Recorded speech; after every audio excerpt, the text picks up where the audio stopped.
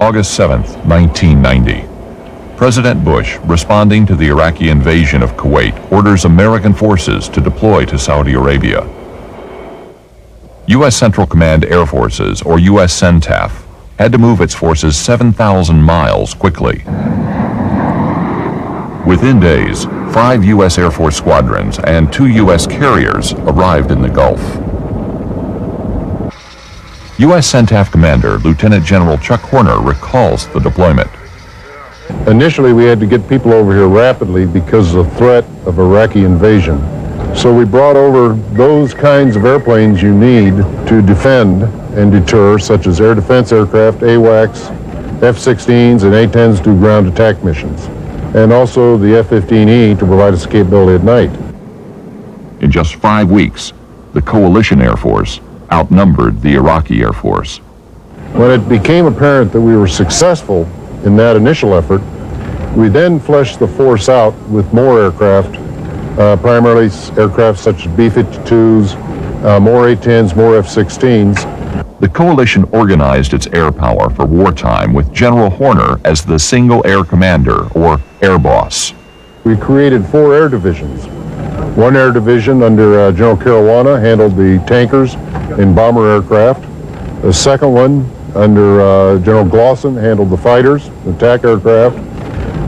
Glenn Prophet commanded the air division associated electronic warfare, and General Tenoso had the airlift operations. So we were able to define each air division by function, and then that way we could provide the command and control we needed to execute the war.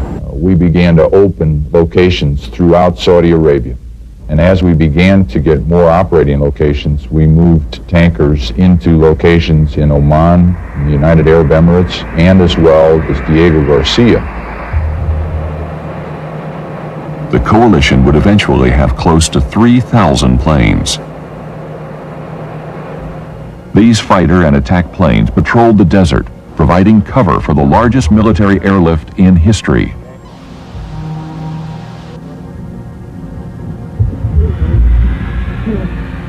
Airlift, the hidden part of air power. It was the fastest way to get enough men and material over to defend the Desert Kingdom. Brigadier General Edwin Tenoso commanded the coalition's airlift forces. And then the deployment of the C-5s, 141s, the Craft aircraft, the KC-10s, they all just hauled as much as they could, as fast as they could. Very early on, it was evident that Desert Shield was going to surpass by far the number of strategic airlift that we'd ever had before. Military and civilian cargo planes delivered 91,000 troops and 72,000 tons of cargo in the month of August alone to places like Riyadh, Jubail, Dhahran. Dhahran in the early goings was wall-to-wall planes. Literally, planes would be holding until a plane took off so another plane could land. In November and December, after the president decided we needed more forces on, we actually went into a second peak. We went through the same thing, hauling maximum use of strategic forces to bring things into the theater. The Allies began planning a military offensive to liberate Kuwait. General Norman Schwarzkopf was commander-in-chief of the Allied forces in theater. His concept for Operation Desert Storm called for an intense, massive air campaign to prepare the way for the Allied ground offensive. Fundamental towards any air campaign is the first job of any war, and that's seize control of the air. Experts from the air staff and major commands throughout the Air Force helped CENTAF build what many consider to be the most successful air campaign in history. General Merrill McPeak became Air Force Chief of Staff during Operation Desert Shield. Our target was the Field Army, deployed in the Kuwaiti Theater of Operations. Our mission was to expel that army from Kuwait. On the air side, our concept really is summarized here. First of all, we knew we needed to operate in Iraqi airspace, so he was going to have the home port advantage. We had to penetrate into his territory.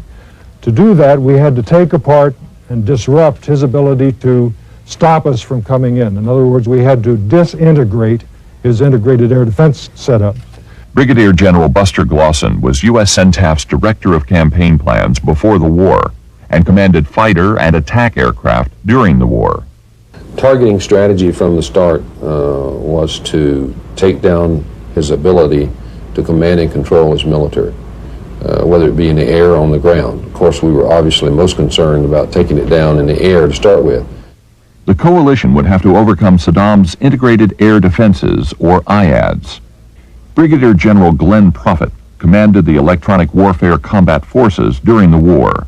A basic IAD like he's got designed there is set up so that the SAMs have an envelope that at medium and high altitude that you fly into. In order to avoid that, you go in low. If you go in low, you fly into his AAA. And he puts his AAA up with the redundancy that he had in large barrages, so basically you got to fly through it. And then if you can avoid the AAA and avoid the SAMs, his fighters will engage you at other places in those fezzes I talked about in the fire engagement zone. That's the way it's put together. And, you know, it could be pretty formidable. And what it's made up of is the systems themselves, the SAM missiles, the acquisition radars, the fighter aircraft, and what I call the nervous system, the control system, where you have an air defense operations center, a main one like you had in Baghdad, a sector operations center spread out, and each one of those sector operations center has intercept operations centers. That's what that integrated system does. The SOCs and the IACs, it controls which airplanes are going to be sent against to engage our fighters or our bombers, and which airplanes are going to be engaged with SAM missiles. Perhaps as many as 17,000 surface-to-air missiles, on the order of 9 or 10,000 anti-aircraft artillery pieces, very modern radars, all lashed together with high-tech equipment. So basically it's a totally integrated system, and our, of course, objective was to tear that system down. One, take away his nervous system, the control of it, the integration, and then secondly, start shooting down or tearing up the pieces of it, one by one. The Desert Storm air campaign would have 4 phases. Phase 1 had 3 goals: gain air superiority, destroy Saddam's strategic capability, namely his NBC weapons and long-range missiles nicknamed Scuds, and disrupt his command and control. The Allies estimated the first phase would last 20 to 25 days. Phase 2 would be short. The Allies planned on taking 1 day to suppress mobile air defenses in the KTO, or Kuwaiti Theater of Operations. During Phase 3, Allied air power would continue to hit the targets of Phase 1, but they would shift their attack to the Iraqi Field Army in the KTO, totaling close to 500,000 men, over 4,000 tanks, and 3,000 artillery pieces. One of the main missions that was given to us by General Schwarzkopf was preparing the battlefield. He called it shaping the battlefield. We had to defeat those elements of his ground forces capable of mass casualties, chemical delivery systems, artillery, armor. An important target would be Saddam's crack troops, the Republican Guard. He was depending on them to drive back the coalition ground forces if they attacked his dug-in army. One of the centers of gravity, we were told, is destroy the Republican Guard, you destroy a lot of the military support for Saddam Hussein. Planners believed that Phase 3 would take about 3 weeks. The 4th and final phase of the air campaign was to support the Allied ground troops as they moved into Kuwait. Planners estimated the ground offensive would be launched 30 days after the air campaign began.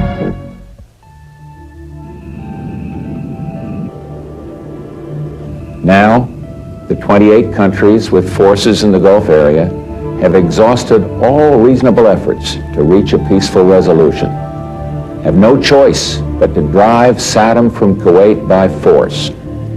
We will not fail. Air attacks are underway against military targets in Iraq. The coalition waited 48 hours after the UN deadline expired, then began their attack. H hour was 0300 on January 17, 1991. That was when the first bomb would fall on Baghdad, and when Operation Desert Shield became Operation Desert Storm. Over 600 planes were launched that night, from bases throughout the Arabian Peninsula, from Turkey, from carriers in the Red Sea and the Persian Gulf, from the Indian Ocean, from even as far as the United States. Now, to give you some idea of the order of magnitude, within the first 24 to 30 hours, we launched over 300 tanker sorties alone to support the strike package that went in through that period of time. There had never been any launch as big, a support package as big ever in the history of the Air Force that incorporated that many tankers. In their opening attack, the Allies combined their stealth and precision technology, electronic warfare tactics, and the classical elements of mass and surprise. We had been here since August, and so he had seen every day an AWAC sitting up here, an F-15 caps in defensive mode. So he was used to seeing that every day, as well as all the other ELINT collectors, rivet joint, and those kind of airplanes. So he knew that was up there, and that's what we wanted him to see right up to the minute that the bomb started falling. Just beyond the radar warning capabilities of the Iraqi radars, our attack aircraft were forming up in orbits with tankers so that they were able to top off their fuel at the last moment before heading on into the target area. Although they numbered less than 3% of the coalition fighters, the F-117 struck almost a third of the targets on the first day. These stealth fighters led the attack, penetrating the Iraqi IADs unseen. The actual first step that was taken that one could not then stop was a TLAM coming out of a ship. At H-1 hour and 26 minutes, a Navy cruiser in the Red Sea launched a Tomahawk Land Attack Missile, or TLAM. Over 50 cruise missiles were launched that night. They would arrive 5 to 10 minutes after the first F-117 strike. The second thing that occurred, of course, was taking down the EW sites by the Special Ops Forces. At H-21 minutes, 8 Apache gunships, guided by Air Force Pavlo helicopters, took out 2 Iraqi reporting sites on the border. This helped clear the way for non-stealthy fighters heading toward western Iraq. The first actual bomb to fall on Iraq, that occurred at about 9 minutes before what we referred to as H hour. An F-117 took out the southern IOC that controlled the reporting sites. Stealth fighters then penetrated the heavy air defenses around Baghdad. We flew 32 F-117s right into downtown Baghdad in the first hour and 20 minutes. Their next target was the principal telephone communication facility, also dubbed the AT&T building. What we refer to as the AT&T building is really their central comm node in the whole country. If you remember when the CNN guy was reporting and he went blank at H hour plus about 4 seconds, that was that bomb hitting the AT&T building. At H hour, F-117s took out the ADOC in Baghdad and the IOCs and SOCs in the southern part of the country. So right at H hour, immediately by H hour, his ability to see airplanes coming in from the south was degraded. The IOCs and the SOCs were taken down. His ability to communicate was taken down, and the city went black. Having opened up the gateway, then our other strike packages rushed through, and we hit very hard. This was a massive attack in the beginning of moments of the war. We attacked all of the strategic targets that I've spoken of, the electrical power, communications, air defenses, and so forth. Our goal was to put them into shock and destroy their ability to defend their homeland. We were able to do that by having massive attacks across the full spectrum of targets, primarily command and control and his air forces, and also the surface-to-air missiles. Once we took down what he refers to as SOCs, or sector operating centers, and IOCs, or interceptor operating centers, then we fired a few harms. When I say a few harms, I'm talking about hundreds in the first 24 hours. HARMs are high-speed anti-radar missiles. When fired, these missiles home in on enemy radar emissions and destroy those radar sites. The F-15Es went after all of the permanent Scud launchers out in western Iraq and the storage areas associated with that. The F-111s during the same time period, in addition to the TLAMs, took out some of the power grids and hit many of the industrial sites and the airfields. The GR-1s from the RAF also were very heavy in striking the airfields, as were the B-52s in striking the southern airfields. The F-14s and the F-15Cs in air-to-air mode were there from the start that evening, making sure that the tankers and the AWACS airplanes were protected. the Iraqis never recovered from the Allies' first punch on that first night. Of course, at sunup, the first morning, we brought in the F-16s and F-A-18s. It was almost eerie to how precise the plan unfolded in the first 24 hours. For all practical purposes, there were absolutely no glitches. And that's a tribute to the people that worked so hard and long in making sure that all the details were worked out. And the numerous times that we used, to use the phrase, that we desk flew the first 24 hours to make sure there weren't any glitches. It was a good plan. It was very thorough, and we used a lot of airplanes and assets to do that, and we totally overwhelmed him from the get-go. So he never was able to recover from that first 24 hours in terms of being able to effectively use the defense against our capability. So we seized control of the air in the initial moments of the air campaign, and as a result made all the rest of it much easier, much more efficient and possible. The first bomb dropped, and 18 hours later, the longest continuous weather front that had hit Iraq in 3 years moved in, and we fought nothing but weather for 8 straight days.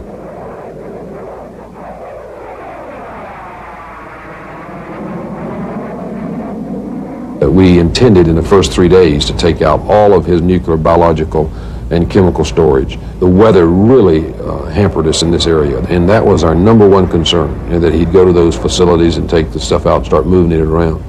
The coalition was still able to destroy many nuclear, biological, and chemical storage sites and cripple Saddam's ability to produce and research these weapons. He was never able to use these weapons against the Allies during the war. The thing that has slowed down our efforts more than anything else has been the weather. The second most important thing has been Scuds. We had to divert an inordinate amount of assets to deal with that problem. Although coalition air power destroyed many permanent Scud launchers in the opening attack, they did not destroy Saddam's mobile launchers. Saddam was still able to send Scuds towards Israel and Saudi Arabia. Scud missiles caused a lot of problems in terms of psychological impact on both Saudi Arabia and Israel. So it became important we locate these very time-sensitive fleeting targets. We actually wound up using 24 airplanes continuously, and then we supplemented those airplanes with strikes, and so it averaged out that we were using almost 100 airplanes a day to just deal with Scuds. We used the lantern pods on the F-15E and the F-16s. We used a variety of intelligence sources to provide us the quick data we needed, and then we used a command and control network to put the airplanes over the target at the right time. The coalition knew that the mobile launchers had to come out of hiding and drive to certain areas so their Scuds could reach their targets. These launch areas were called Scud boxes. During the day, A-10s flew along the roadways looking for them. By night, F-15Es and lantern-equipped F-16s circled overhead.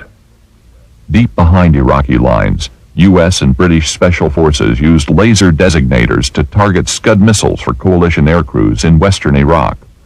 In eastern Iraq, the new experimental Joint STARS aircraft successfully directed several strikes against Scuds as well. They were able to locate mobile launchers with their radar, which can track movement on the ground. Many mobile launchers were hunted down and destroyed. And at day 11, we were actually at day 4.5 in the war, just because of weather alone. And then when you subtract the Scuds out, as you can see in the first 11 days, we had only accomplished about 3 days worth of what we had intended to accomplish. Although the Scuds were never fully suppressed, air power greatly reduced their chances of hitting their targets and dramatically reduced Scud launches from 5 a day to 3 a week. Although the coalition struggled with the weather and the Scuds, they had little difficulty with the Iraqi Air Force. They were no match for coalition pilots. The good team running southwest, 501. 3, red. Splash! Splash coming out westbound. The Iraqi Air Force was basically decimated at day 3. It was decimated more emotionally and psychologically than it was in reality, because every time they took off, they got shot down. They could not complete intercepts. They couldn't even get close to airplanes, and that had to be very demoralizing for them. Flash 2, OPEC 2, splash 2. OPEC 1 is engaged, second quarter, come off high. Since they couldn't survive in the air, the Iraqis began hiding their aircraft in shelters. There's 2, boom, boom. Secondaries, big time. 4, 3, 2, 1, impact. Boom, there's a hit. There's a shack. And oh yeah, keep it in narrow. Secondaries, big time secondaries. The Allies began to concentrate their attacks on these shelters by day 7 of the air campaign. Laser-guided bombs penetrated and destroyed over 300 of them. Since they couldn't survive in the air or on the ground, Iraqi aircraft began to run toward Iran en masse by day 9. I think that the one thing that this war has done from an air power standpoint, without a doubt, that it has changed mass to precision. Where we dropped 30,000 bombs to take out a target in World War II and 300 bombs in Vietnam, we dropped 1 in Iraq. Precision-guided munitions are conventional bombs fitted with laser or electro-optical guidance systems. Only 7% of the tonnage dropped on Iraq and Kuwait was precision tonnage. But some estimate that these bombs destroyed 80% of the strategic targets during the war. With the combination of stealth and precision attack capability in the 117, we were able to attack targets very discreetly. We did not carpet bomb downtown Baghdad. We took special care to make sure that we attacked only military targets, and we attacked them quite precisely. Air crews were informed to bring home the ordnance if they weren't sure they were locked to the right target. With precision munitions, the coalition could avoid civilian areas and hit leadership targets instead. We went after their Minister of Defense facilities. We went after the security facilities. We went after the Ba'ath Party headquarters facilities. Those were the areas where the most barbaric acts and decisions supporting those were made and executed and controlled from. It was critical to be able to take that element out of that society. And it's also critical to let the populace see that that segment of their society was as vulnerable as anyone else. This was an electronic war like no other in history. The EF-111 was able to go in there very close and jam his acquisition radars and early warning radar. Anytime we sent a package somewhere, we had jammers, EA-6Bs or EF-111s, putting his eyes out at that particular spot. We had F-4Gs sitting back. Anytime a radar did come up, could put a harm on him, suppress him. And because of that, fear of that, their ability to put harms on them and kill them, they were very reluctant to have their radars up for any length of time. And what that means is if your radar is up for a very short period of time and you're being jammed, you can't break out a target. You can't work through that jamming. It takes time to work through jamming. And because they were afraid of the harm, they wouldn't leave their radars long enough to work through that jamming. So consequently, they were not able to get good PK SAM shots at us. They started ballistic firing missiles, and so that's just like shooting a rifle. It just goes wherever it's aimed when you fire it. And as you can imagine, that's why they've had almost zero effectiveness. Another danger for Allied pilots was anti-aircraft fire. I'm telling you. If you've got as many gun sites as he got and AAA sites as he had up there to defend, you can't take them all out. It's just a monumental task. So what you have to do is render them ineffective, and the way you do that is with tactics. And the basic tactic we used for that was we used medium and high altitude to overcome the AAA. The combination of us being able to suppress him and suppress his IADs and him not using his fighters effectively meant that from the very beginning we essentially had air superiority. And that accounts for the very good, I would call good loss rates, good for our side. In other words, we didn't lose many airplanes, and you look at the volume of this campaign. As you know, at the 10-day point, we had lost about 22 airplanes, and I think that speaks for itself.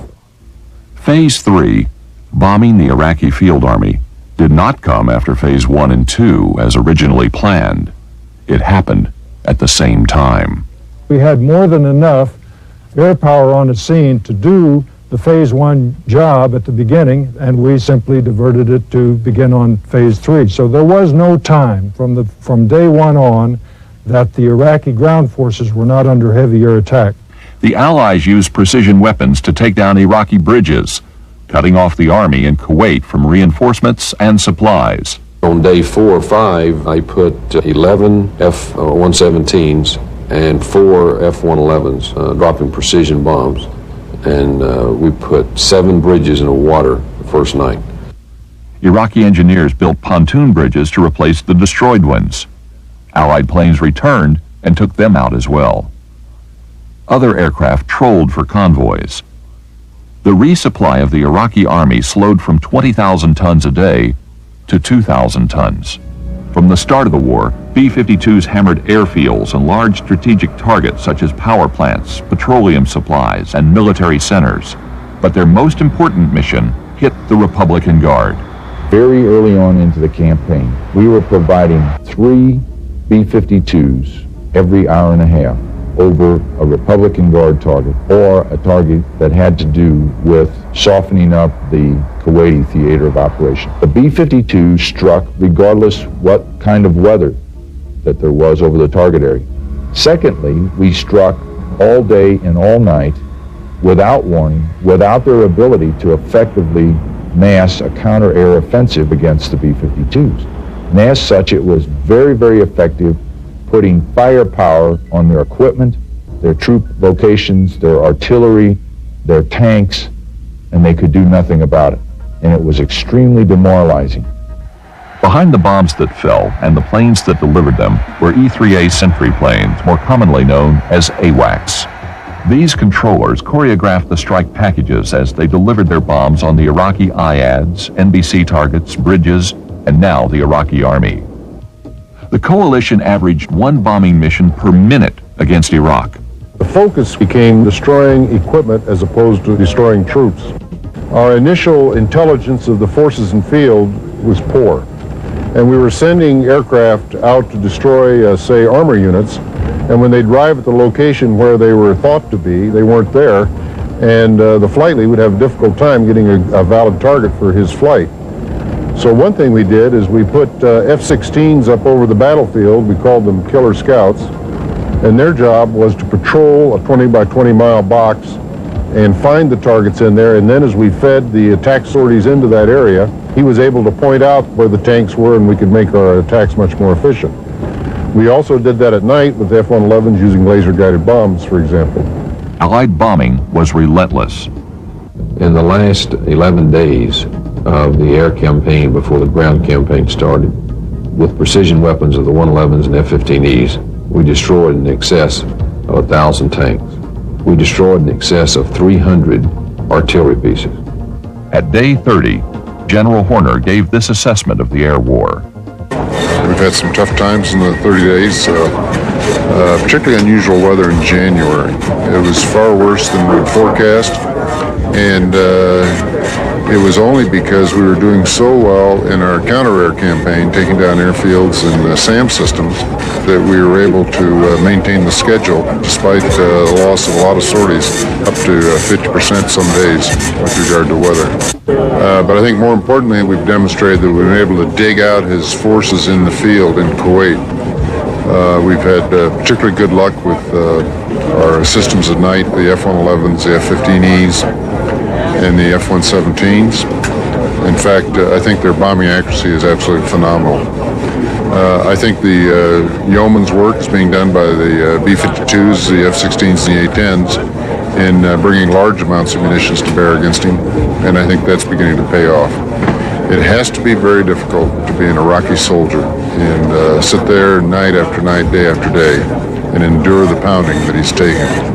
As is vividly described by one of the POWs, said the airplane that they feared most on the front lines were the A-10s, because their accuracy, using the POW's words, they never missed. And when they're overhead orbiting and you're in a tank or with a group in a revetment, you didn't know if you were being picked out. So it was a very unnerving situation to experience. and had a tremendous psychological impact. Despite Saddam's fortifications all around Kuwait, his flank in Iraq was weak and exposed. General Schwarzkopf wanted to exploit it. He had airlifters position thousands of troops and equipment for a massive Allied thrust through Iraq.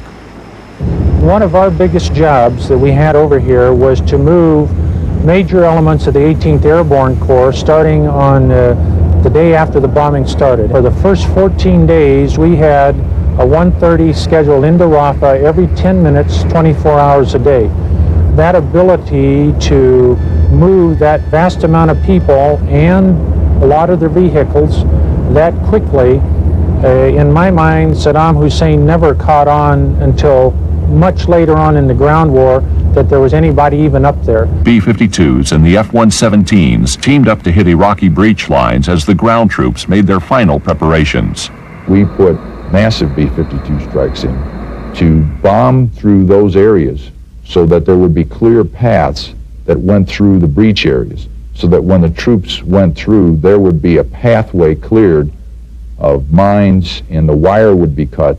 The F-117s, with their precision-guided bombs, entered the battlefield, took out the feed points of the entire oil trench system that he had developed, that he was counting on to fill trenches and set them afire to make the breaching more difficult. It was time for the ground troops to liberate Kuwait. General Schwarzkopf launched the ground war on February 24, 1991, 39 days from the start of the air campaign. The original Allied plan was only 9 days off schedule. Negative radar contact. Roger that. We're Garlic 1-3. Allied air power entered Phase 4, providing close air support. It's very difficult in a very fast-paced ground campaign such as this war featured for the Army to know when and where they're going to need close air support. So we created a system called push-CAS. And what we did is we pushed sorties forward over the battlefield every minute of the hour, and we were able then to divert those sorties to where the Army needed them for emergency situations during close air support, or if there was no need from the Army, we would then send them on to do an interdiction target beyond the fire support coordination line. There's a CBU hit. I had briefed all of those division commanders and cavalry commanders before the war started, and I said, we will destroy a minimum of 50% of the armor and artillery before you cross the boundary or before you start the ground war. Based on what they found, I think there's no doubt in their mind or anyone else's that we exceeded 50% very significantly. One of them relayed to me, he said, I got to admit, sir, the majority of the tanks I shot in the radiator, which means the tank's running. The Iraqis were routed.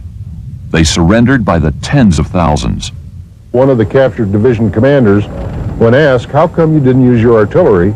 And he replied, my artillery was destroyed by air 100% before the ground campaign started, and in fact, I called for artillery support from the division next to mine, and their artillery was destroyed 100% by air in transit to support my division.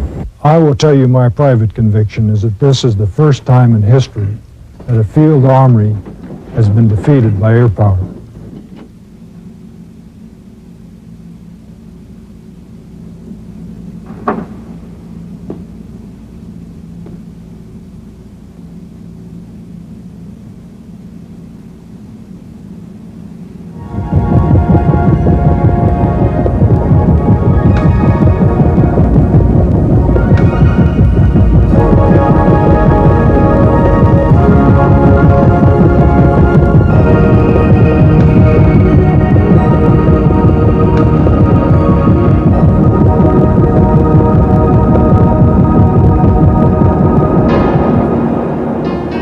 Air power truly was the wind that carried Operation Desert Storm. But if there's one thing that this war really validated, it is the excellence of our training and the quality of our people. And I say that not as any kind of an advertisement or any kind of a bombastic statement. It's absolutely true. The people that put this whole thing together are absolutely brilliant, from aircraft mechanics to communications to combat photographers to cooks. to pilots flying the missions and intelligence officers doing the briefings. There's so many of those young people that work day and night on those ramps and would sleep 2 or 3 hours in a hangar and get back up and start again. And now that's dedication beyond belief, and they deserve all the credit in the world, and my hat's off to them.